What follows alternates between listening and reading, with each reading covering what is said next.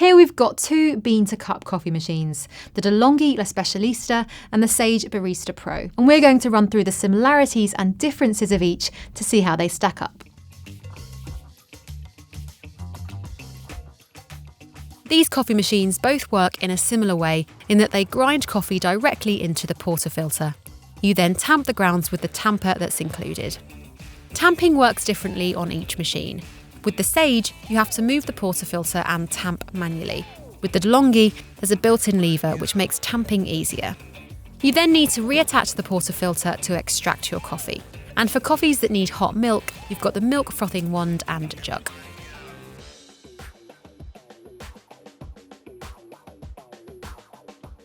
Looking at the machines, you'll notice they're both pretty big.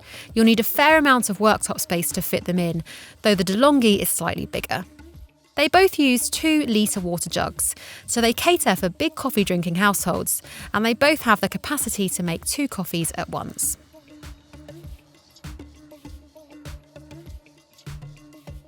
The Sage has an LCD screen that allows you to adjust the grind fineness, size, strength and temperature of your coffee shot, but it also has presets if you'd like to just get going with the recommended settings. The DeLonghi has buttons to choose between 3 main drink options: short espresso, medium-sized coffee or long coffee, rather than just a single or double espresso shot on the Sage. With the DeLonghi, you can also customise, including the temperature and the amount of coffee. It also has a traditional pressure gauge, meaning you can check the coffee is being extracted at the right pressure level. In short, both machines have preset options and personalisation, but the DeLonghi makes longer coffee drinks and the Sage offers slightly more customisation. When it comes to frothing milk, the settings are slightly different on each. The DeLonghi has 2 options, frothing and steaming, and the Sage, on the other hand, only has 1 steaming option. However, with both machines, the milk you get still depends on your technique, and you can control how much froth you get by adjusting where the wand is in the milk. By offering 2 settings, the DeLonghi makes this slightly easier.